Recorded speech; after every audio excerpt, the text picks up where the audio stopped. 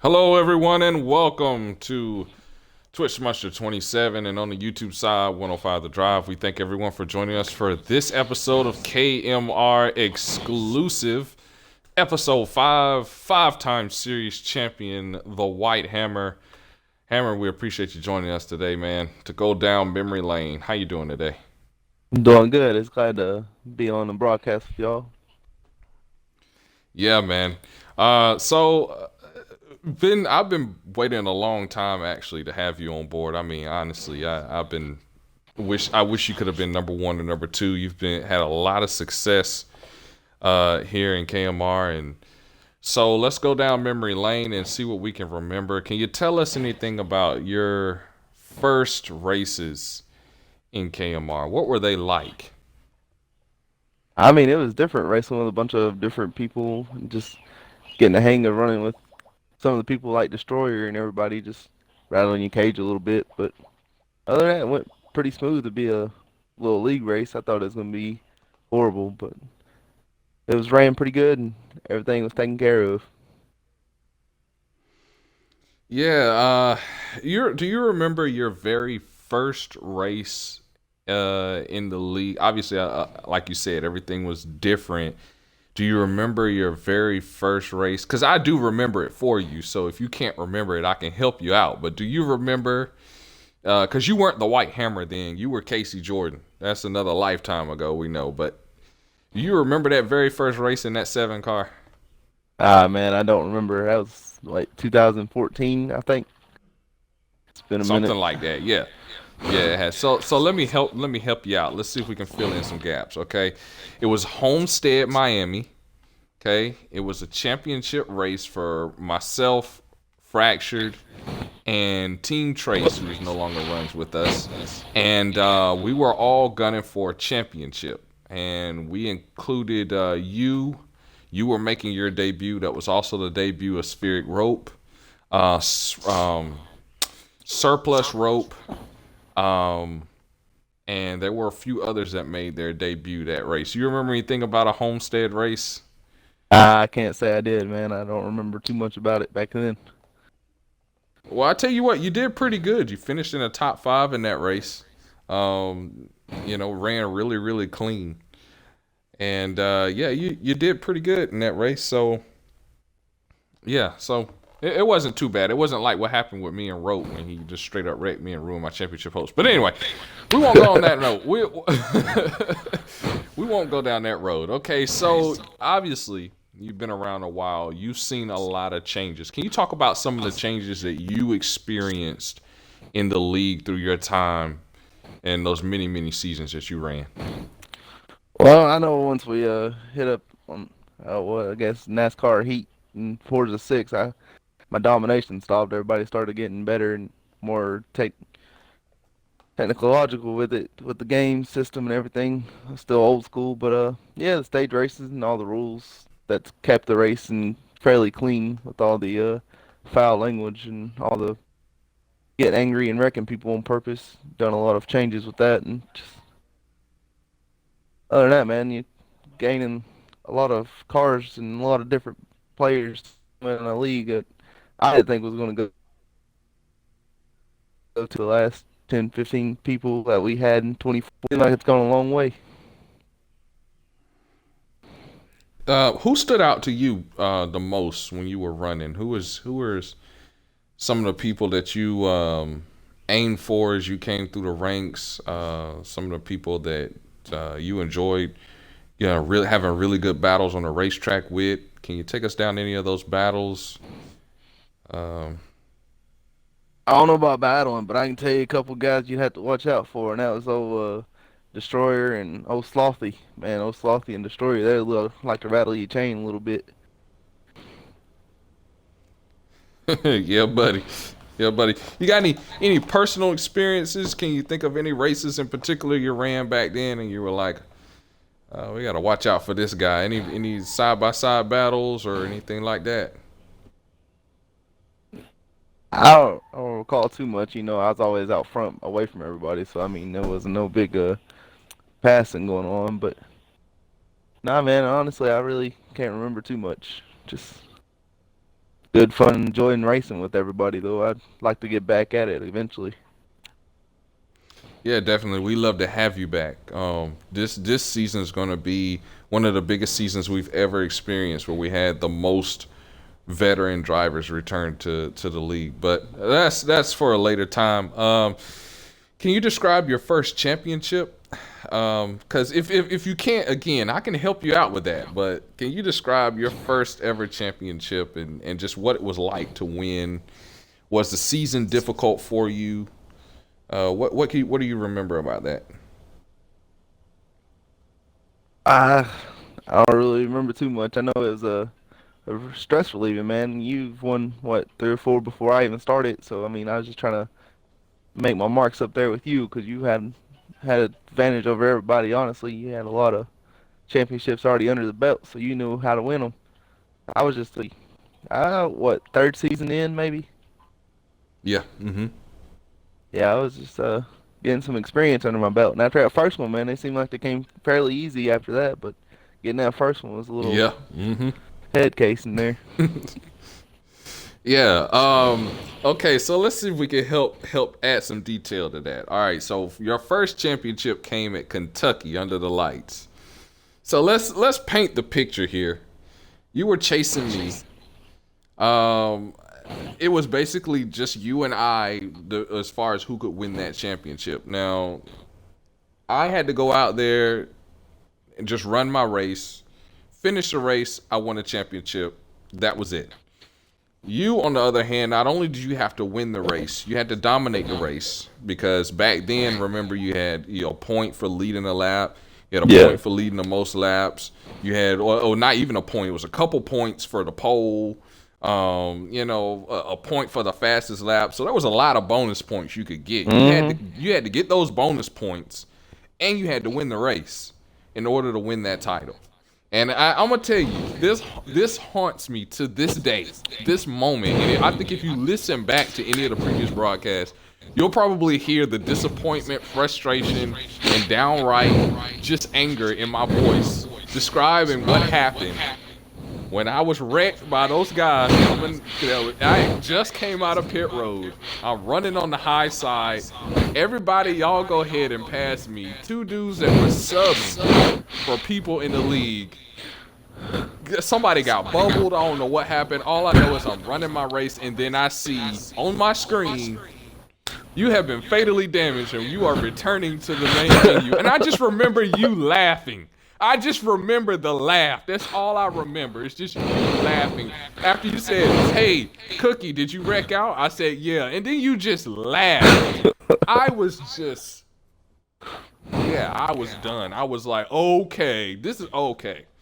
All right, I think that's when my rivalry with you started to begin right there. Just that laugh as you drive away and win the championship. That was your first championship. Well, I mean, that's one way Crazy. to win it. I guess so. But honestly, I can't get mad because you put yourself in the right position. You're running up front. You were dominating the race, and I have never been good at Kentucky, ever. So you were doing what you had to do. I was just trying to survive, and it didn't work out. And you won your first. And like you said, after you got that first one under your belt, good Lord, I think if you'd have still been running, you'd at least be tied with me, if not more. Oh no, once we got If the old NASCAR Heat, man, it started kicking my bottom. It's like, ugh, I wasn't that good with that one. Yeah, especially with those additional road courses on Forza, takes some getting used to. I will say that. Yeah, definitely. I will say that. So I've been asking the people that I interviewed, obviously because there were so many things that changed. Obviously, the way we raced back then, we had a lot of adults, like yourself and myself, that we had families, or we were, Speedy had his family, and Destroyer, and everybody was, we were grown. Okay, so when stuff Right. came up, which it does, we handled it in the way that adults handle stuff, and we go on about our business. And there were a few kids there. Fractured was a kid, and we had Lawden that was in there. He was a kid. But other than that, it was mainly adults that came in and ran. Um, But as time went on and as people came in that were new, we saw there was a need for some rule adjustments. I mean, some serious rule adjustments because we wanted to make sure that, like you said, we could continue to race and that it would continue to be fun and stuff like that. So, can you think of any rule adjustments while you were racing as you saw things change, even in your comeback season, which we'll touch on in a little bit? Where any rule adjustments that you see that you think really helped KMR grow to kind of what it is now? I mean, I like how you did the whole sub thing. Like if you what was it? If you missed like a couple races, it was finally just having to go out or something like with 2 consecutive weeks. Is that what it was? Yeah. Mm-hmm. Yeah, because there's some people just missing way too much, but being able to get the sub to race for you, that helped out a lot because, like you said, some of us have life outside of racing. Gotta handle that. Yeah. Definitely. I've had to learn these past several seasons too. When you get married, life becomes a whole lot more complicated, and those things have to come first. So it means, hey, I gotta step away. So yeah, I'm a little slow. I'm a step slower than everybody too. Hammer, it's been tough, I tell you, trying to learn on the fly. So that brings up another question I had. What do you think helped you be so successful? In KMR running with everyone that was in there. Because you had Speedy and Destroyer, and while we know Destroyer did a lot of wrecking people, he wasn't slow. I mean, he wasn't a slow driver. He just was aggressive. You had Yeah. Speedy with the field strategy. You had Fracture, who was up and coming, and Fracture was learning very quickly how to do stuff, and he was gaining speed. You had Rat Rod, who could just save the fuel, like go a whole Hmm. race on one tank of fuel kind of mess going on. You had different drivers that came in that kind of made things complex. Slothy and his shenanigans, and you had people coming. So, what do you think made you so successful through that period of time where you could rack up the second most championships of any driver in KMR? I don't know, man. You just gotta hit your marks, and you gotta learn. Like you said, there's so many different strategies. You gotta learn pick and choose in between which strategy you want to go with. Because I mean, like you said, save gas or be fast. I mean, that's pretty much your options. And practicing with a bunch of those guys, learning how they set up their car and what would work with my car and what wouldn't. Because some people like to take them air pressures way low on the right side, and that wouldn't work sometimes with me. It's just like gotta get that long distance speed in, and they was running for the short speed, but. Like you said, just everybody just had their own different setups, and you just had to learn how to do your own setup. Yeah, and you translated that very well through the course of the seasons and all through even the road courses and things like that. What do you think your best tracks were back then? I mean, obviously restrictor plates was survival, but what do you think your best tracks were? Because you would drive away at gosh every track, but what do you think your best ones were? I'd probably have to say them road courses, man. I had them road courses down pat, but other than the road courses, man, I really, I'm not sure. I know I had like Chicagoland, I was pretty good there, but other than that, man, the road courses is what I like the best because it's difficult for most people. Just say good on the ovals, but the road course is a little wild card. Yeah, I know one in particular, Speedy, still wrecking at road courses. Yeah,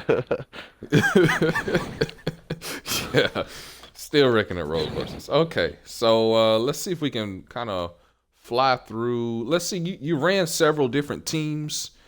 What would you prefer if when you were running? What did you prefer? Did you prefer to run with a team? Because you ran several different teams, several different manufacturers. You ran them all: Toyota, Ford, Chevy. Did you prefer to run with a team? Did you prefer to run solo? What teams did you like to run? Take us through your thought process there. I don't know, like you said, I've ran solo and I've ran with a team of 4 or 5. Well, 4 I think is highest before. But I don't know. I'd like to run a team of 2 because I mean they can give you some feedback, especially when they're a pretty decent driver themselves and you're not so good.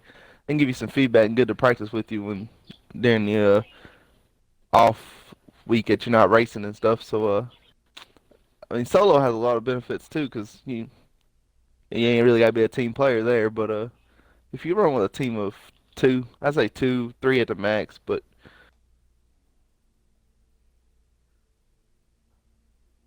Yeah, what do you think your who was your favorite team? Who was your favorite set of drivers to run with on your team?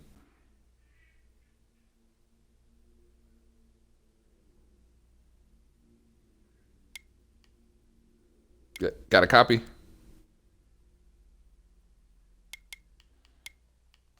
Excuse us, folks. We seem to be running into some technical difficulties here. We'll see if we can get those resolved real quick.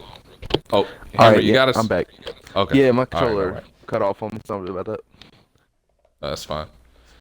So what were you saying? Because you cut out in the middle of what you were saying. What I'm were you not sure saying where I there? cut out at. I wasn't paying attention, but we was talking about the teams, right? Running out of team. Yeah. What I prefer? All right, yeah, like I said, I would prefer run about a team of two, so you have somebody give you some feedback, but you also don't have to worry about being too of a team player because that don't ruffle my feathers any. But yeah, but running solo was all right, but like you said, you didn't have no feedback or help, so you was on your own. But about a team of two, team of four is too crowded for me. Yeah. Did you have a particular group of drivers that you enjoyed running with on your team the most? Because you ran with about everybody. So, was there a particular group that you enjoyed to run with the most? A particular teammate? Ah, I'm not sure. I know Mordecai Beast, he helped out a lot. I'm not even sure I ran on his pretty quick himself, so I can learn a lot from him as he could learn a lot from me as well. Yeah, Mordecai was fast. I believe Mordecai was one of your last seasons in 15 Yeah, I for think we ran you. a Chip Ganassi. I think that's what it was, 1 in 42. Mm-hmm. Yep. Yeah, you did. Yeah, I remember that season. I remember that very fondly, and I think you had helped him get into victory lane one of those seasons. He won, I think, two races that season, if I'm not mistaken. Uh, yeah, and you ran the one. Yeah, I do remember that. Okay, so now that we're kind of getting towards the modern era here, because we don't have a lot of time on this interview. We're getting into the modern era here. First of all, when you tried to make your comeback, um, season, your first official full comeback season. You got the NH model game, and you're trying to get allocated to that. You're prepping for the Daytona 500. What were some things that you noticed had changed from your season, your last seasons? What are some things you had noticed had changed? Was the biggest change for you? Oh man, just the gameplay itself, like it was a big step from the 360 of 15 to NASCAR Heat, and it was the driving styles were all different. So I knew I really hadn't a lot of learning to do to keep up with y'all guys. But yeah, mostly just the gameplay. I mean, kept the rules pretty much the same and everything stayed, but just how the car drove and just how the game totally different. Do you think that the NH models, specifically the NH models, because we know Forza was just absolutely awesome, but as far as the NH NASCAR Heat, do you think that was an improvement on 15? Was there any elements about NASCAR Heat that you thought were better than the old 15? What's your thoughts on that? Nah, I think it was straight garbage, to be honest with you. I wish I'd go back to 15 and just remaster it or something. But I don't know. Yeah, it seemed like I figured like when they came up, bumped up to like an Xbox One or something bigger, they would have more. But it looked more animated. Didn't look like real NASCAR. I didn't like it at all, honestly. I'm glad. Well, everyone I've interviewed, everybody that I talk to now feels the same way. I think you've heard my. If anyone wants to know how I feel about the new NASCAR Heat the NASCAR Heat period from evolution to this point. All you have to do is just go back and listen to the first or my KMR exclusive episode. It's named Cookie. You can see it on the YouTube channel 105 The Drive. Check it out.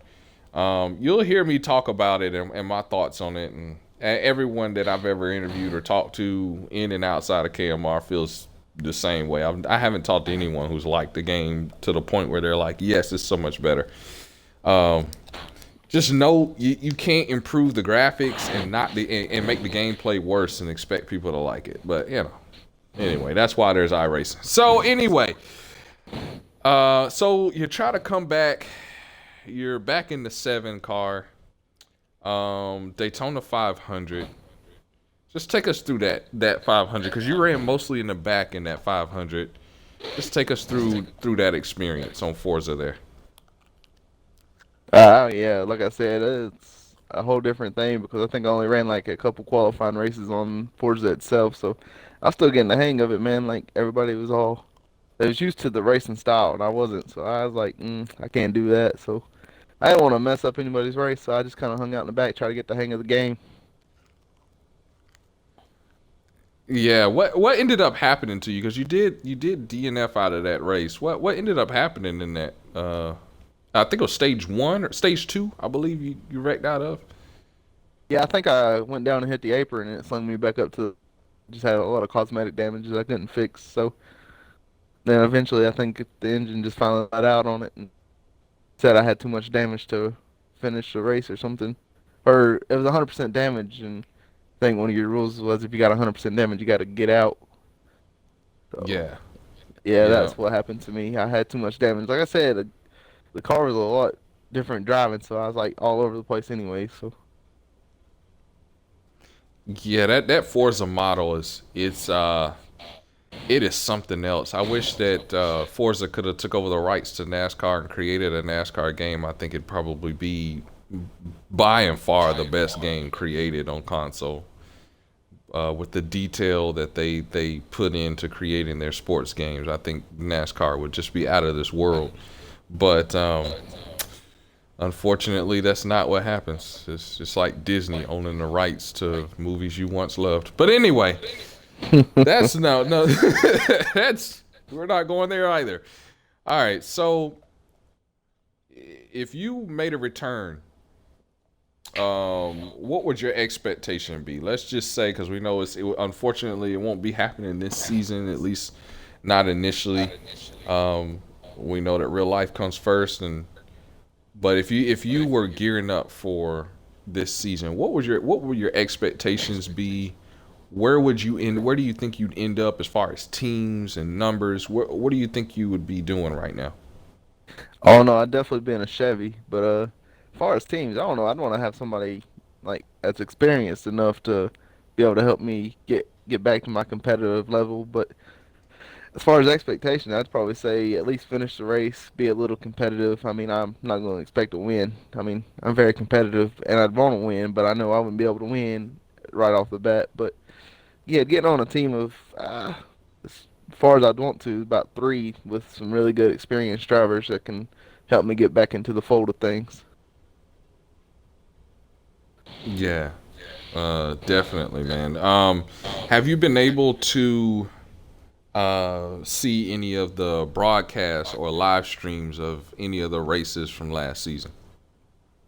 I have not. I'd like to get a link or so or the name to look it up and see what I can learn from just watching, just virtually learning.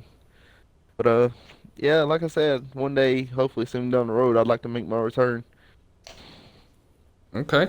And we would look forward to having it, ladies and gentlemen. It's been the White Hammer, 5 time series, it would be 5 time series championship, and multi-time MVP. This man's done it all, and it's been a pleasure having raced with him for all of these seasons, man. Can you believe it, Hammer? It's going on 41 seasons of KMR, Oh man, that's crazy. and Like it's been there.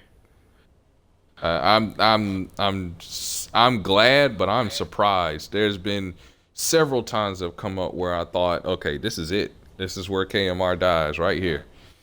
Um, but each time there's been time for a transition or whatever, it's actually kicked up the performance of the league. So I've just been really, really excited about it, and the only other thing is that I think about, wow, what would KMR be like if Hammer was back, if Destroyer was back, and some of the other guys that we raced with, Chamberlain and you know, Annihilator, who's also coming back this season, and Spirit Rope, who's coming back this season, and what would it be like having Mordecai back? And I mean, I think about that, how what the racing would be like, because a lot of these guys were championship contenders at some point, and including yourself. So what it would be like to have you guys battling, and then Speedy and Fractured and everyone battling it out. It would be really, really competitive and awesome. It would be awesome to go through a season with that. And as you know, Hammer, we have the hot seat available, where you're ready to come back if mid-season, and you get the opportunity and you say, hey, I want to come back, let me know when, and there's an opportunity that comes up, you can climb in a car and earn points that race and potentially get yourself into the series that way, man. So there's always a chance for you anytime. You just message me and let me know. All right, man. It was a pleasure talking to you, and shout out to any of the rookies that wants to get in some racing. Check out KMR. It's really good racing. Appreciate that. Guys, it's been the White Hammer. Thanks for joining us, Hammer. And again, this is KMR signing out. Remember that the speed report will be next week, Thursday evening, on its normal day. Time, as you know, varies, but it'll be late evening, and we'll discuss all of everything as we gear up preseason style for KMR season 41 and the introduction of the Daytona 500. So until then, again, KMR signing out.